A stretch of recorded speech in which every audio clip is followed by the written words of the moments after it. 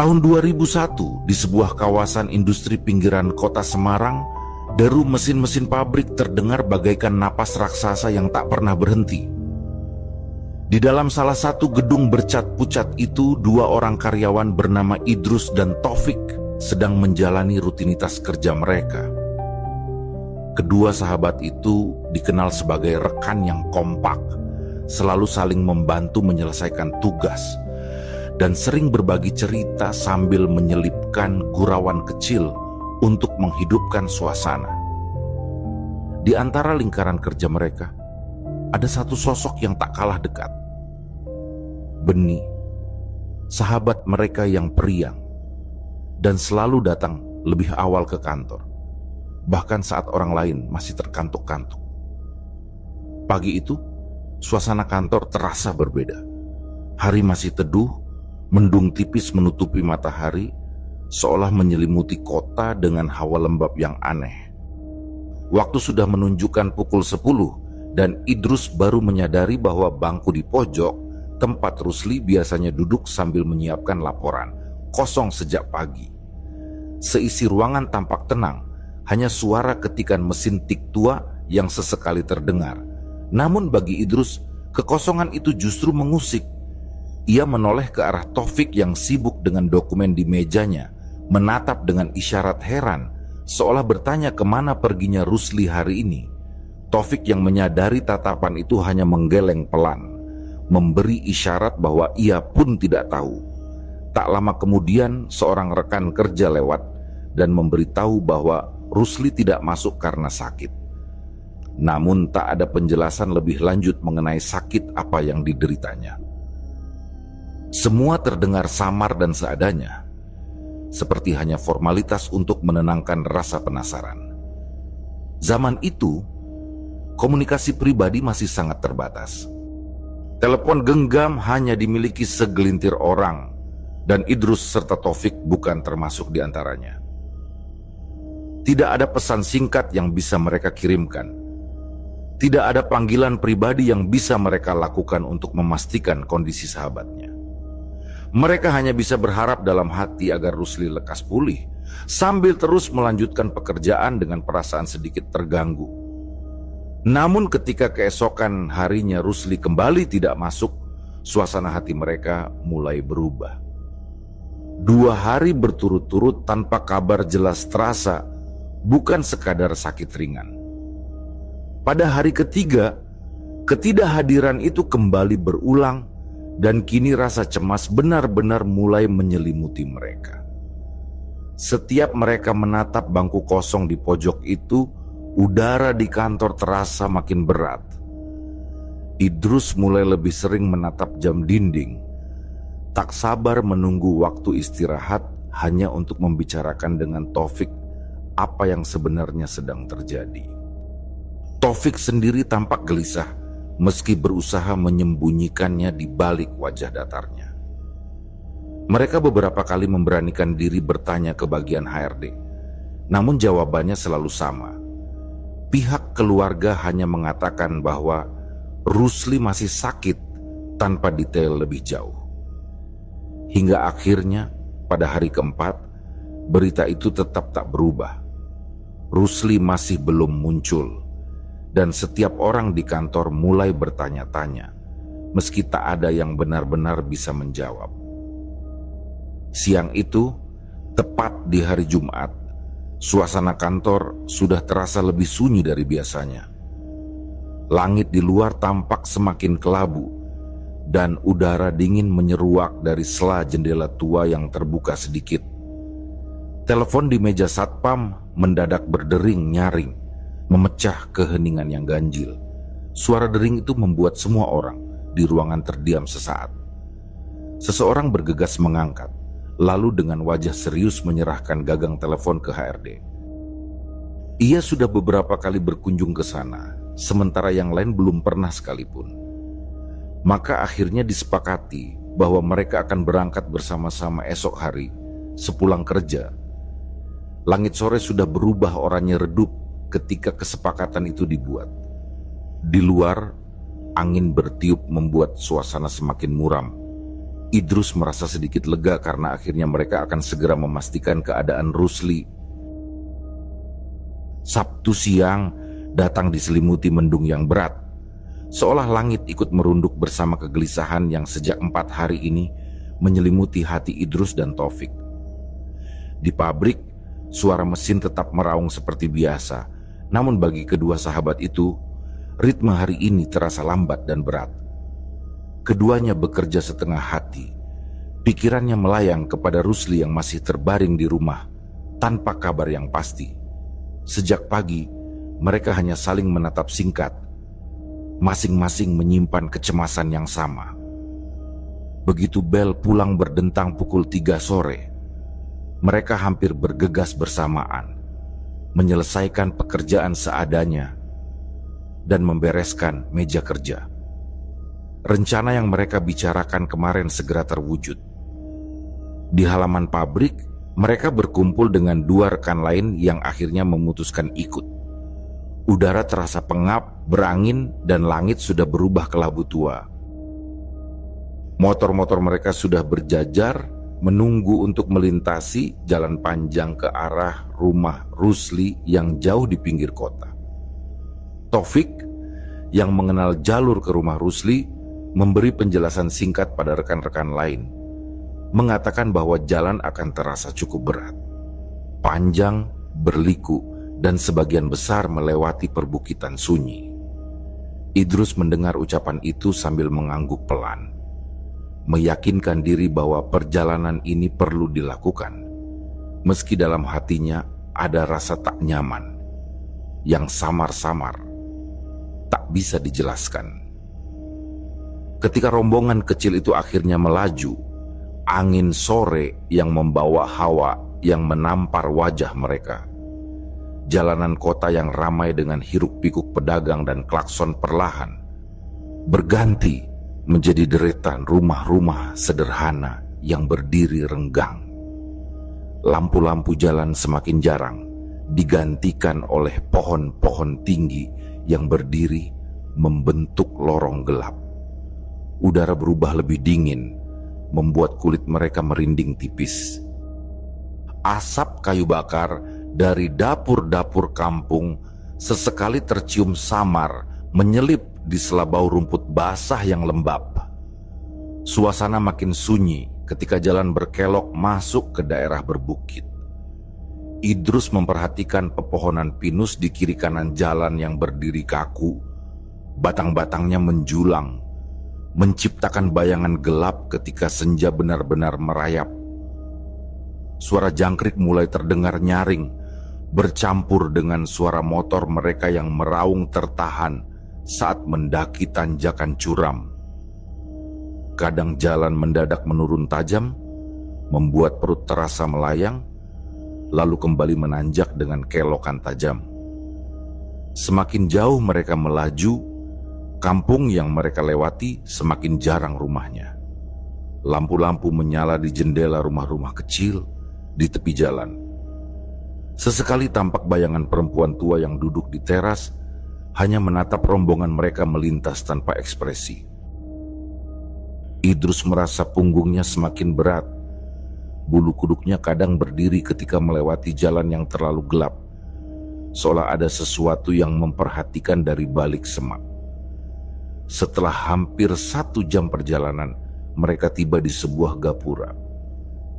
Kayu sederhana bertuliskan nama kampung. Catnya sudah memudar. Dari sini, jalanan berubah menjadi berbatu dan lebih sempit. Motor mereka melaju perlahan, berhati-hati melewati permukaan jalan yang tak rata. Kampung tampak sunyi, hanya sesekali terdengar suara anak-anak kecil tertawa kecil di kejauhan, namun tak tampak wujud mereka di jalan. Suara itu seperti datang entah dari mana. Taufik memberi isyarat berhenti ketika mereka sampai di depan sebuah rumah bercat hijau pudar. Rumah itu berdiri agak masuk ke dalam halaman kecil, dikelilingi pagar bambu rapuh. Di depan rumah, 2 orang tua sudah duduk di bangku kayu, menatap rombongan yang berhenti dengan senyum tipis. Idrus turun dari motor sambil merasakan hawa dingin yang aneh menyelusup di antara napasnya, membuatnya bergidik kecil. Rumah itu tampak sederhana, namun ada sesuatu di udara yang sulit ia jelaskan. Perasaan berat seperti ada yang bersembunyi di balik ketenangan kampung ini. Mereka memberi salam sopan sambil melangkah ke halaman. Kedua orang tua itu menyambut mereka dengan hangat, meski wajah-wajah mereka tampak letih. Ruang tamu rumah itu kecil, beralas tikar pandan yang sudah mulai aus. Bau minyak kayu putih dan asap dupa samar-samar tercium di dalam ruangan. Di atas dipan kayu di sudut ruangan, Rusli sudah duduk bersandar pada bantal. Tubuhnya terlihat lebih kurus. Wajahnya pucat namun tersenyum lemah ketika melihat mereka datang. Mereka menyalami Rusli satu persatu, lalu duduk di tikar karena sofa kecil di ruang tamu tak cukup menampung semuanya. Idrus memperhatikan bahwa mata Rusli terlihat sayu, kulitnya pucat, namun ia tetap berusaha meyakinkan semua orang bahwa kondisinya membaik. Ibunya sambil duduk di sudut ruangan menjelaskan bahwa Rusli hanya mengalami infeksi virus biasa, sudah diperiksa dokter kampung dan kini tinggal pemulihan. Idrus hanya mengangguk pelan, meski matanya tetap menatap Rusli dengan rasa iba. Obrolan berlangsung hampir 1 jam. Mereka bercerita ringan, kadang menertawakan kenangan di kantor, kadang menanyakan kabar keluarga Rusli. Di sela obrolan, ayah Rusli ikut menimpali, bercerita tentang kampung itu, tentang warganya, hingga akhirnya tentang jalan-jalan di kampung yang katanya kadang terasa ganjil ketika malam tiba. Ia mengatakan bahwa tempat-tempat sunyi seperti itu memang memiliki penunggu, namun selama orang tidak macam-macam, biasanya semua baik-baik saja. Idrus mendengar ucapan itu sambil berusaha tersenyum, meski perasaan tak nyaman makin jelas menyelusup di dadanya. Waktu berjalan cepat.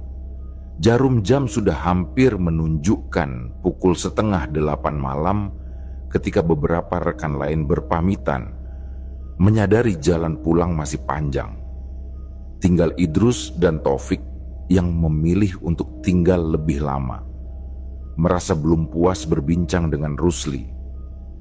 Mereka menemani sahabatnya itu sebentar lagi sambil terus berbasa-basi dengan orang tuanya, mendengarkan cerita-cerita kecil tentang kampung ini yang entah kenapa membuat hati Idrus makin berat. Di luar, angin malam bertiup lebih kencang, menggoyangkan dedaunan dan membuat pintu kayu berderit pelan. Lampu minyak di ruang tamu berkerlap-kerlip, sesekali mengeluarkan suara kecil ketika sumbunya bergeser. Idrus melirik Taufik yang juga tampak mulai gelisah, dan ia merasa sudah waktunya untuk berpamitan. Ketika akhirnya berdiri, Rusli mengucapkan terima kasih dengan suara lirih, mengatakan bahwa ia benar-benar senang teman-temannya datang menjenguk. Idrus menatap wajah pucat sahabatnya itu sekali lagi sambil membalas ucapan terima kasihnya dengan senyum tipis. Ia tidak tahu kenapa, tapi firasat buruk yang sejak tadi membayanginya justru semakin kuat ketika mereka berjalan menuju teras. Seolah ada sesuatu di luar sana yang sudah menunggu mereka begitu mereka pergi.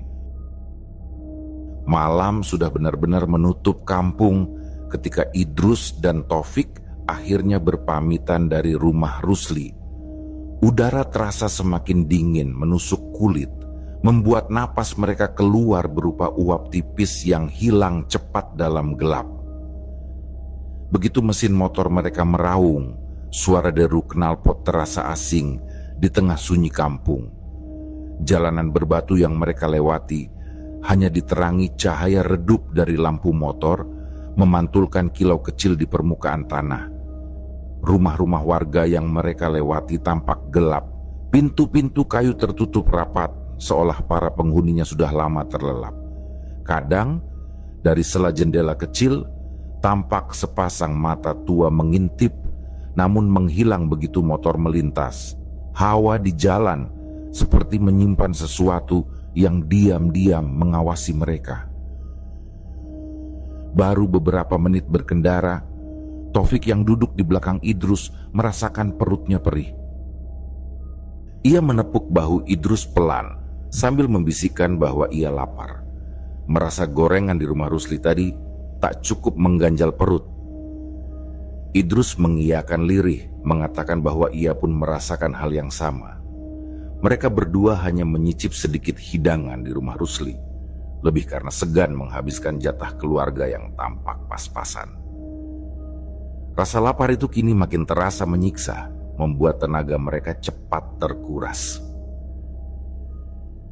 Jalanan yang tadinya berbatu perlahan berubah kembali menjadi aspal sempit, berliku di antara perbukitan. Pepohonan pinus menjulang di kiri kanan jalan. Batangnya lurus-lurus bagai tiang hitam yang berbaris diam. Kabut tipis menggantung di beberapa titik jalan, membuat sinar lampu motor mereka pecah menjadi lingkar cahaya kusam. Semakin jauh dari kampung, suasana jalan semakin sunyi. Bahkan suara jangkrik terdengar lebih jarang. Idrus mulai memperlambat motor ketika matanya menangkap siluet bangunan kecil di tikungan depan. Dari jarak jauh, tampak sebuah warung dengan cahaya redup kuning. Sebatang lampu minyak menggantung di atas meja panjang di terasnya. Taufik yang ikut melihat memberi isyarat dengan sedikit mendesak Idrus untuk berhenti. Hawa dingin bercampur aroma tanah lembab makin menyengat. Begitu mereka mendekat, warung itu tampak ganjil begitu mereka berada lebih dekat. Bangunannya dari kayu tua, dengan dinding depan anyaman bambu yang sudah lapuk di beberapa sudut. Atapnya hanya menutup sebagian bangunan, menyisakan bagian belakang yang gelap terbuka. Di balik bangunan itu tampak deretan pohon-pohon tinggi yang menjulang bisu, sementara di bagian paling belakang bayangan batang-batang bambu menyembul hanya setengah, memberi kesan bahwa tanah di sana menurun curam, mungkin ke jurang kecil yang tidak terlihat jelas. Idrus menghentikan motor tepat di depan teras warung. Cahaya lampu minyak menyinari meja panjang kayu kasar yang dipenuhi piring-piring gorengan, beberapa botol saus dan kecap, serta jajanan pasar yang tampak masih segar. Namun ada yang membuat bulu kuduknya meremang pelan. Tak ada suara sama sekali dari dalam warung. Tak terdengar aktivitas apapun selain suara angin malam yang mendesir di sela dedaunan. Mereka turun dari motor dengan sedikit ragu, namun rasa lapar membuat mereka tetap melangkah. Kursi panjang kayu di teras dingin saat mereka duduki, dan ketika Idrus memanggil pemilik warung dengan suara pelan, tak ada jawaban. Suasana sekitar begitu sepi, hanya suara lampu minyak yang berderak pelan. Ia memanggil sekali lagi, namun tetap tak ada yang muncul dari balik pintu kecil di sisi dalam warung. Akhirnya mereka mengambil sepotong gorengan dari piring, sambil mencoba meyakinkan diri bahwa pemilik warung sedang di belakang. Gorengan itu hangat, renyah, dengan cabai rawit yang membuat mulut terasa sedikit panas, menenangkan rasa lapar meski hanya sebentar. Namun semakin lama mereka duduk, semakin banyak detail kecil yang terasa tidak wajar. Idrus memperhatikan botol saus yang berdiri di meja. Labelnya sudah pudar, warnanya kusam. Saat diperhatikannya lebih seksama, di bagian bawah label terlihat tulisan dengan ejaan lama. Dibuat tahun 1947. Ia menggenggam botol itu lebih erat sambil menoleh pelan ke arah Taufik yang ternyata sedang melakukan hal yang sama pada botol kecap di tangannya. Kedua sahabat itu saling bertatapan, dan di mata mereka sama-sama tergambar ketidaknyamanan yang makin terasa nyata. Di tengah keheningan itu, langkah kaki samar terdengar dari kejauhan. Dari arah jalan mereka datang, dua sosok perlahan mendekat sambil membawa obor kecil yang menyala kuning temaram. Idrus memperhatikan bahwa yang datang adalah sepasang suami istri tua. Lelaki itu mengenakan caping lebar dengan dada telanjang dan celana sebatas betis, membawa cangkul di bahu. Di sisinya, seorang perempuan tua mengenakan kebaya pudar dengan kain yang digulung tinggi di pinggang, menggenggam gembolan kain lusuh. Wajah mereka tidak jelas dalam cahaya obor, namun senyum tipis yang mereka lemparkan dari jauh membuat dada Idrus terasa sesak. Hening yang menggantung di teras warung semakin menyesakkan dada. Udara di sekitar terasa lebih dingin daripada sebelumnya, seolah hawa di sini tidak berasal dari malam biasa, melainkan dari sesuatu yang lebih kelam. Lelaki tua pemilik warung berdiri di ujung meja dengan senyum samar yang tak pernah pudar, sementara perempuan tua berdiri sedikit di belakang, di ambang pintu bambu, memandang mereka dengan tatapan tajam. Lelaki itu kembali meminta maaf karena telah membuat mereka menunggu lama. Katanya ia baru saja menyelesaikan urusan di kebun belakang. Nada suaranya ringan, namun bagi Idrus kalimat itu justru membuat bulu kuduknya meremang. Lelaki itu menyebut bahwa ia baru saja menggali 2 lubang kuburan. 2 lubang. Angka itu terasa seperti cambuk dingin yang memukul benaknya. Jumlah mereka berdua. Ia melirik sekilas ke arah Taufik yang duduk di sebelahnya. Sahabatnya itu menunduk dalam diam, wajahnya pucat dan tangan yang menempel di pahanya tampak sedikit gemetar. Perempuan tua di pintu tak kalah menyeramkan. Wajahnya datar, tatapannya menusuk, bibirnya melengkung pada senyum tipis yang terasa aneh, terlalu panjang, terlalu dingin. Di tangannya tergantung sebuah gembolan kain lusuh yang tampak berat dan basah di ujungnya, meski Idrus tak bisa menebak isinya apa. Setiap langkah kecil yang diambilnya menghasilkan suara kain bergesek dengan lantai bambu, menciptakan nada sumbang yang menusuk telinga. Rasanya seperti suara kematian yang pelan-pelan merayap mendekat. Di meja, lelaki tua itu mulai menyiapkan kopi. Tangannya yang keriput bergerak lambat, menuang bubuk kopi hitam ke gelas kaca dengan gerakan yang ganjil. Sendok yang ia gunakan beradu dengan gelas menimbulkan suara nyaring yang membuat Idrus sedikit tersentak. Wangi kopi menyeruak, namun tak terasa nyaman seperti biasanya. Aromanya bercampur dengan bau tanah yang lembab, dan anehnya seperti ada sedikit aroma anyir yang samar. 2 gelas kopi akhirnya disodorkan ke depan mereka dengan senyum tipis yang sama. Lelaki tua itu memberi isyarat halus agar mereka menikmatinya. Idrus meraih gelas itu dengan tangan gemetar. Hangat.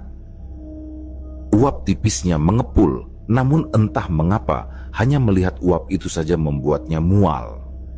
Ia melirik ke arah Taufik yang sudah mengangkat gelas ke bibirnya, lalu buru-buru menggeleng pelan sambil menepuk pahanya. Taufik menatapnya dengan bingung, namun kemudian mengerti, meletakkan kembali gelas itu ke meja perlahan. Senyum lelaki tua itu melebar sedikit, namun kini sorot matanya berubah, lebih sempit, lebih menusuk, seperti menyadari niat mereka. Perempuan tua yang berdiri di ambang pintu akhirnya bersuara, suaranya pelan namun penuh teguran. Katanya bahwa tidak sopan menyia-nyiakan suguhan orang lain, bahwa makanan dan minuman adalah berkah yang tidak boleh ditolak.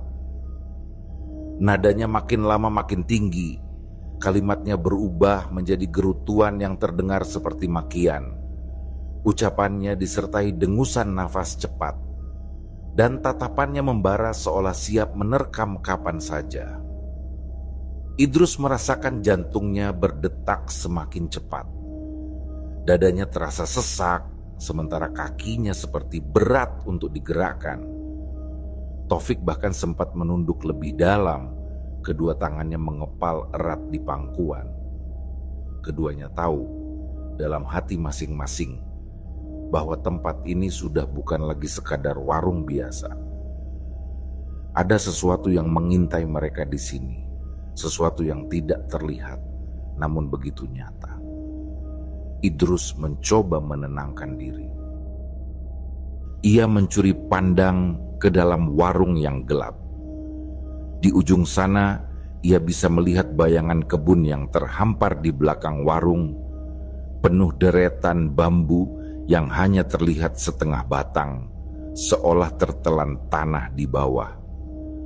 Dalam pikirannya terlintas bayangan dua lubang menganga di tanah kosong, gelap, dingin. Dan ia tahu untuk siapa lubang itu disiapkan. Ia menelan ludah, lalu merogoh saku celananya dengan tangan gemetar. Lembar uang lusuh ia letakkan di meja.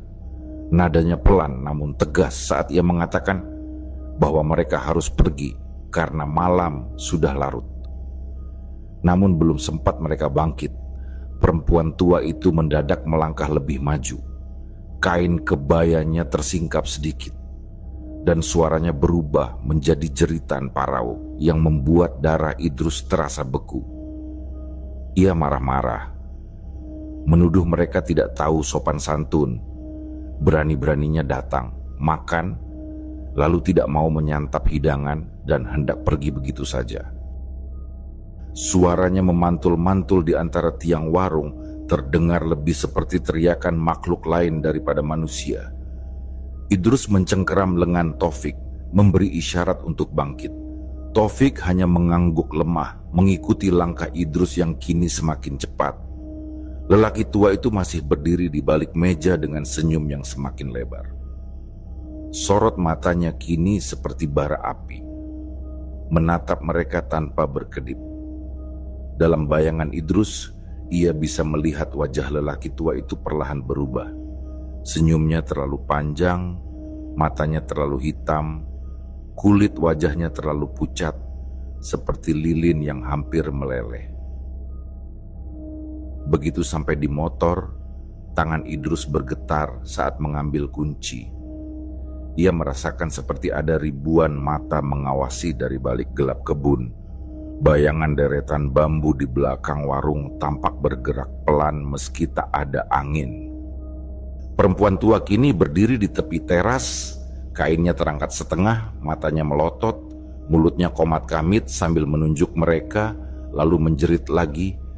Kali ini lebih keras, membuat telinga Idrus berdenging. Lelaki tua itu masih di belakang, senyum lebarnya kini semakin ganjil, kepalanya sedikit miring seperti sedang menikmati penderitaan mereka. Begitu mesin motor menyala, Idrus langsung menarik gas. Ban belakang tergelincir sebentar di tanah berdebu sebelum akhirnya membawa mereka melesat menjauh. Dari kaca spion Idrus sempat melihat dua sosok itu berdiri di tepi teras. Tubuh mereka seperti bergetar, wajah mereka tetap menatap ke arah mereka pergi. Perempuan tua itu masih berteriak-teriak, namun kata-katanya sudah tak bisa dipahami, seperti gumaman kutukan yang terseret angin malam. Malam terasa semakin dingin ketika mereka akhirnya berhasil menjauh. Di belakang, warung itu tetap menyala samar dalam gelap. Namun Idrus tak berani lagi menoleh. Dalam hatinya ia hanya berdoa agar jalan ini benar-benar membawa mereka keluar, jauh dari lubang-lubang gelap yang sudah disiapkan untuk mereka di kebun belakang warung. Motor meraung keras menuruni jalan berbatu. Ban belakang sesekali tergelincir saat Idrus memaksa menikung tajam. Angin malam berhembus dari segala arah, menusuk wajah mereka seperti pisau dingin. Suara mesin bercampur dengan desahan napas Idrus yang berat, beradu dengan dentuman jantung yang memukul-mukul dadanya. Di belakang, Taufik memeluk pinggangnya erat, tubuhnya kaku seperti arca, Mulutnya tak berhenti melafalkan doa yang hanya terdengar sebagai bisikan panik. Bayangan jalan di depan hanya berupa garis hitam berkelok, dipenuhi kabut tipis yang terus menebal, membuat cahaya lampu motor tampak kuning pucat, tak sanggup menembus jauh. Idrus memaksa matanya tetap fokus, namun setiap kelokan terasa seperti jalan baru, seolah mereka sedang dikelilingi jalan yang sama, berputar-putar dalam lingkaran yang tak pernah berakhir. Suara teriakan perempuan tua itu masih terdengar samar, kadang terdengar jauh, kadang seolah muncul lagi tepat di belakang telinga. Idrus menoleh cepat ke spion, berharap hanya melihat kegelapan, namun dadanya mencelos saat matanya menangkap bayangan samar dua sosok di ujung tikungan. Mereka berdiri tak bergerak, namun semakin lama, semakin jelas meski motor mereka terus melaju menjauh. Perempuan tua itu masih mengangkat tangannya. Kain kebayanya berkibar liar seperti dikibaskan angin yang hanya berhembus di tubuhnya. Lelaki tua berdiri di sisinya, kepala miring terlalu jauh, dengan senyum aneh yang bahkan di bawah sinar redup tampak mengerikan. Idrus menatap kembali ke depan, rahangnya mengeras. Ia menarik gas lebih dalam hingga motor meraung lebih keras. Taufik menunduk di punggungnya. Bisikannya terdengar putus asa, berkata bahwa suara langkah itu masih terdengar, seperti seseorang berlari cepat tepat di belakang mereka. Idrus mendengar jelas juga, di sela-sela deru mesin dan angin, suara itu nyata. Derap langkah kaki di atas kerikil, kadang di sebelah kanan, kadang di belakang, kadang melintas cepat di pinggir jalan, seolah bayangan itu bisa mendahului mereka kapan saja. Mereka terus melaju, tapi jalan seolah semakin panjang. Pohon-pohon pinus di kiri dan kanan berdiri rapat, batang-batangnya menjulang seperti mengintai mereka. Setiap tikungan seperti salinan tikungan sebelumnya membuat mereka merasa hanya berputar di tempat. Bau lembab tanah bercampur bau anyir samar memenuhi udara. Idrus merasakan genggaman Taufik di pinggangnya semakin kencang. Tubuh Taufik mulai gemetar dan napasnya memburu seperti orang yang sedang dicekik. Taufik berbisik lagi dengan suara serak bahwa dia merasa sesuatu mengikuti mereka dari dalam kabut. Katanya ia bahkan bisa merasakan hawa panas dari napas mereka di tengkuknya, padahal mereka sedang melaju cepat. Idrus hanya menjawab dengan menarik gas lebih kuat lagi, mencoba menutupi rasa takut yang juga sudah menusuk ke tulangnya sendiri.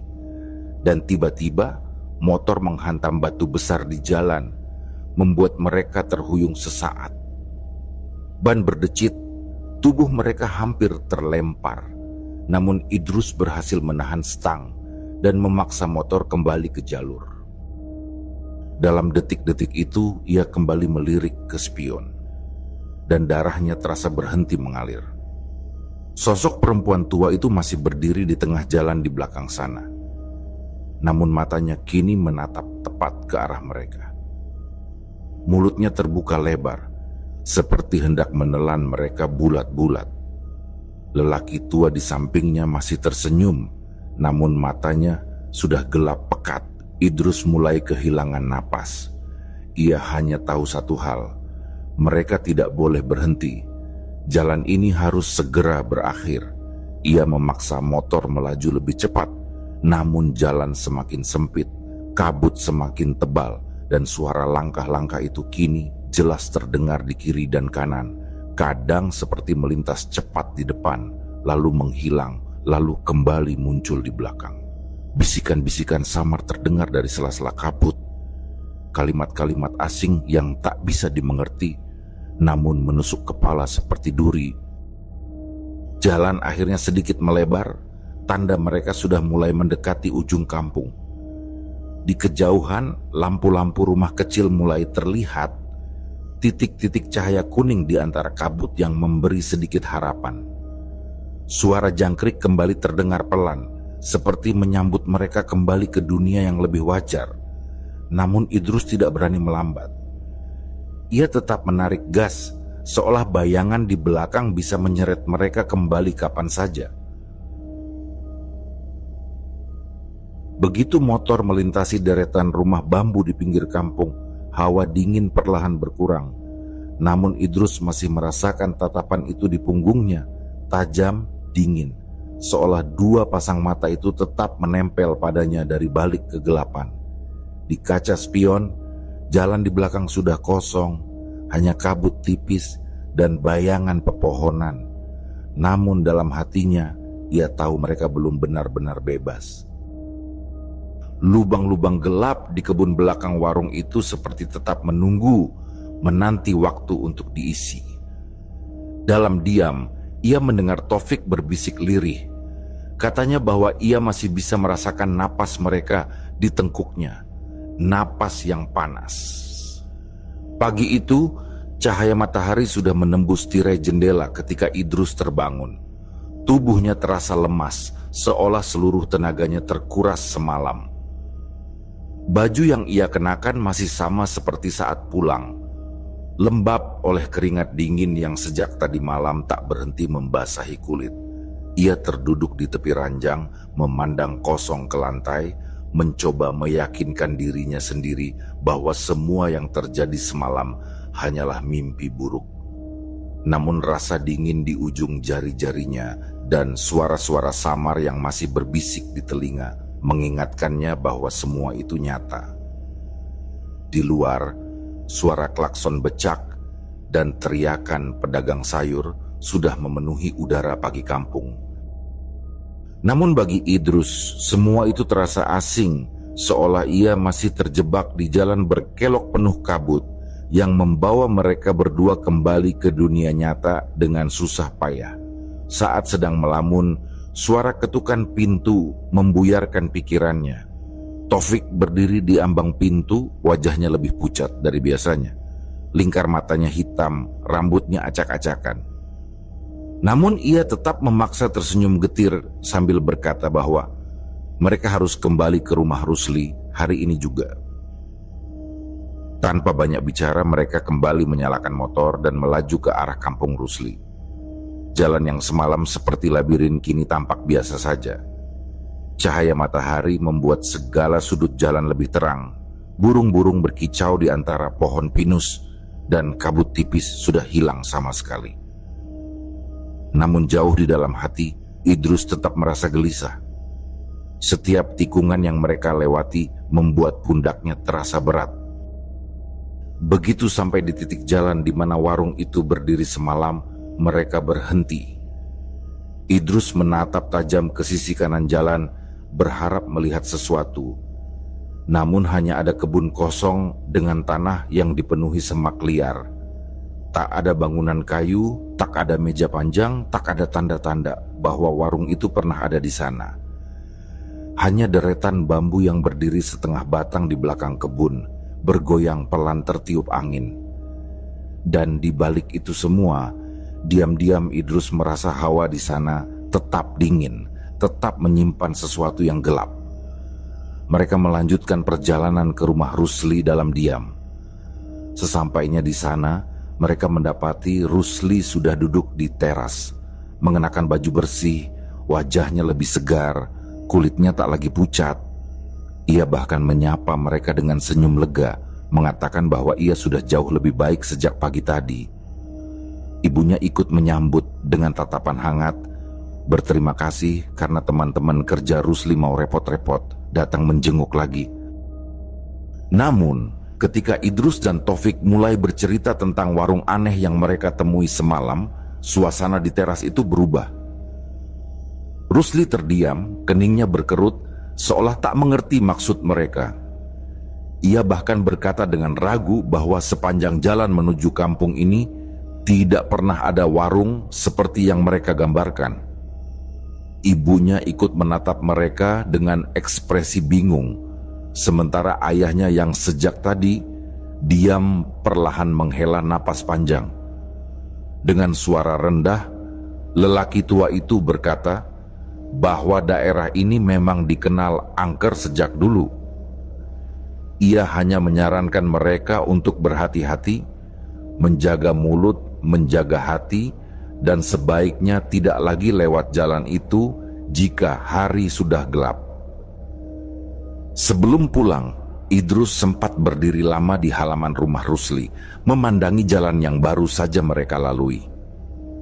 Kabut sudah tidak ada, udara hangat, namun ia tetap merasa dingin. Dalam perjalanan pulang, mereka kembali melambatkan motor ketika sampai di kebun itu. Mata Idrus menyapu setiap sudut tanah, mencari-cari sesuatu yang bisa menjelaskan semuanya. Dan disitulah ia melihatnya. 2 gundukan tanah kecil di balik rumpun bambu. Tanahnya tampak lebih gelap daripada tanah di sekitarnya, seolah baru saja digali lalu ditimbun kembali. Taufik juga melihatnya. Dari pantulan kaca spion, Idrus bisa melihat wajah sahabatnya menegang, matanya tak berkedip memandang 2 gundukan itu. Namun tak ada yang berani berbicara. Mereka hanya menarik napas panjang, lalu mempercepat laju motor, meninggalkan kebun itu di belakang mereka. Sepanjang jalan pulang, Idrus terus merasa bahwa sesuatu masih menempel di punggungnya. Di kepalanya suara perempuan tua itu masih menggema, suara geram, penuh amarah, bercampur dengan suara langkah-langkah di balik kabut. Bertahun-tahun setelah kejadian itu, Idrus dan Taufik tidak pernah lagi lewat jalan itu jika malam sudah tiba. Warung itu tidak pernah muncul lagi bahkan di siang hari. Namun bagi mereka berdua, warung itu tetap ada, berdiri diam di antara kebun dengan meja kayu, gorengan hangat, botol saus, dan 2 pasang mata yang menatap dari balik gelap dengan senyum panjang yang membekas di kepala mereka selamanya. Lubang-lubang itu, Idrus tidak pernah berani memeriksa lagi. Ia hanya bisa berharap setiap kali lewat bahwa tanah itu tetap tertutup.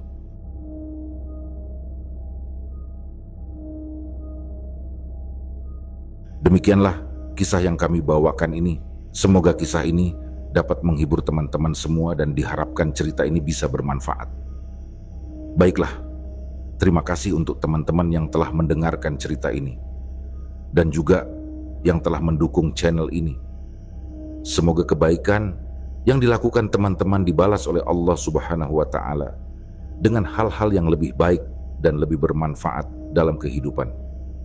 Saya mohon maaf apabila ada kesalahan dalam perkataan ataupun pengucapan dalam menceritakan kisah ini. Sampai jumpa lagi di kisah kami berikutnya. Semoga sehat dan sukses selalu untuk kita semua.